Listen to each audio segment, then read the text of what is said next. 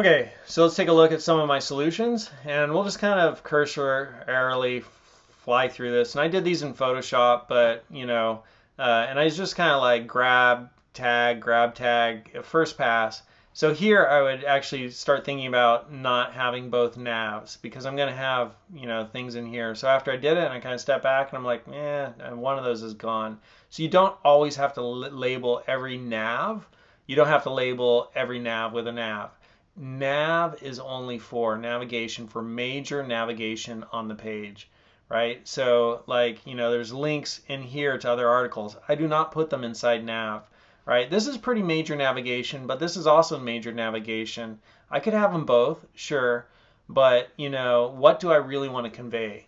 Like, what is the most important? What is the major navigation on the page? That's the question that I have to ask. And so, yeah, both those navs include major navigation, but that's where it becomes kind of like subjective as a web developer. Which one am I going to choose? All right, so then that's a little bit freaky because there's no concrete perfect answer, right? You have to just sort of like say, okay, both, or one.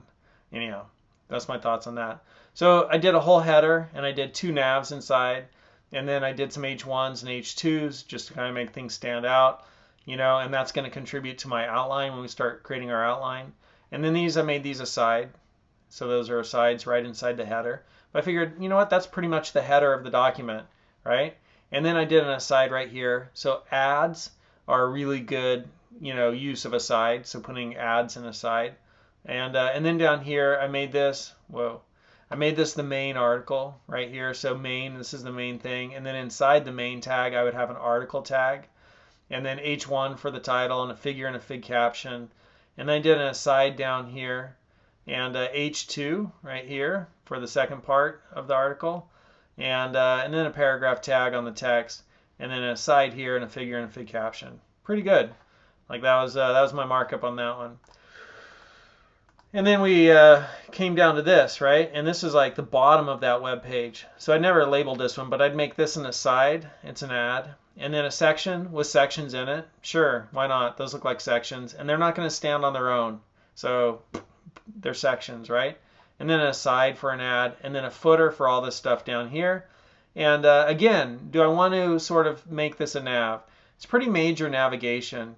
At the same time, it's the same navigation I have up at the top.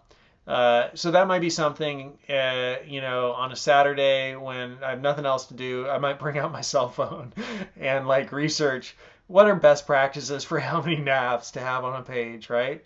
And so that's totally subjective. But the main thing is you want to have at least one nav with major navigation, and nav is for major navigation. Now, whether you have one or three, that's up to you. And you can think about it from like, okay, if somebody was using a screen reader, what do I want to tell them? Hey, this is nav, and they could say skip. I don't know how screen readers work, but I imagine there's something like that. So maybe including all of them would make sense.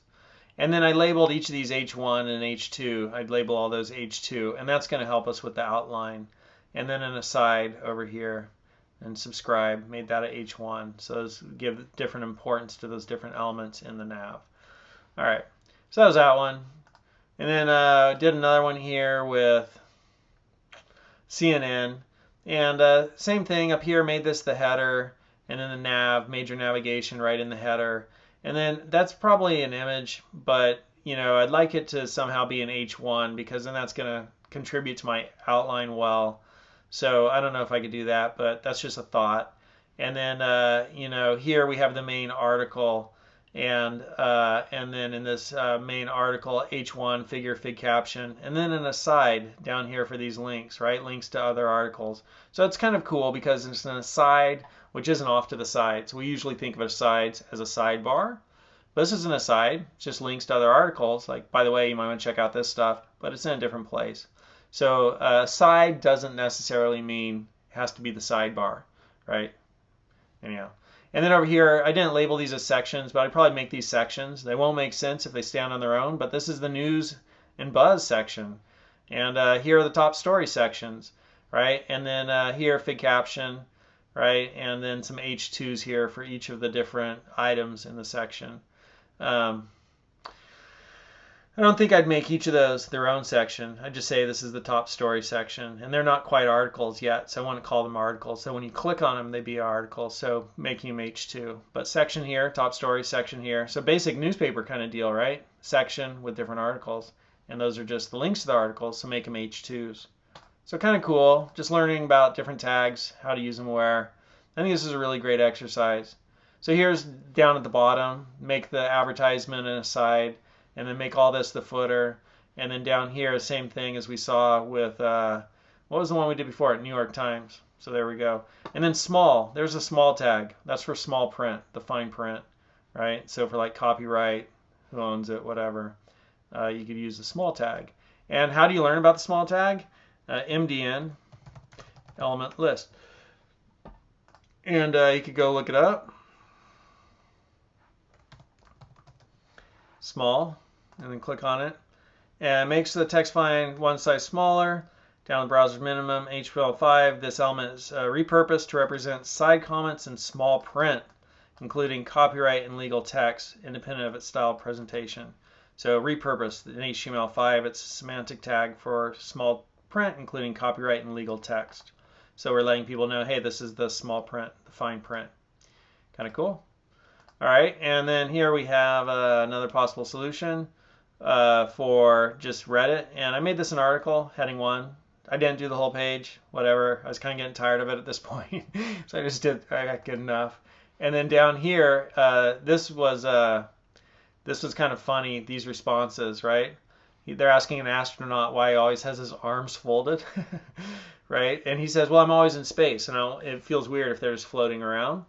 And they're like, wow, I never really thought about that, you know? And then it becomes like as if living in space, because they said it made him look like a gangster, right? I just thought you were being a gangster. As if living in space 300 days isn't gangsta enough. He's an original no G gangsta.